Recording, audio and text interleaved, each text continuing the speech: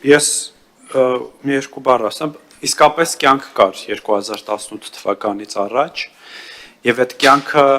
բնավ Հայաստանի ժողովրդին կյանքը բնավ ծանոթ չէր հանրապետական կուսակցությանը, որովհետեւ մինչեւ դուք հաղթանակների մասին կենացներ էիք խմում, Հայաստանի ժողովուրդը տառապանքներ էր կրում եւ ամեն օր պարտվում էր, ամեն օր Հայաստանի ժողովուրդը պարտվում էր այդ կենացների ներքո ու դուք մսխում եք մեր հաղթանակները։ Եվ երկրորդը, պարոն Ռուստամյան, իսկ ինչ խնդիր կա քննարկելու խորհրդային միությունը լավ թե վատ պետություն էր։ Որն է այդտեղ խնդիրը։ Իսկ սեպտեմբերի 21-ը դա լավ օր է։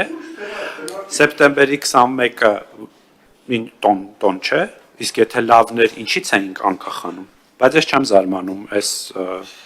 ձեր զարմանքից, որովհետև ծանոթ ենք 004 շրջապերականին եւ անկախության շրջանի դաշնակցական մամուլին։ Եվ պիտի երկրորդեմ իմ գործընկեր պարոն Աղաջանյանին, որ իսկապես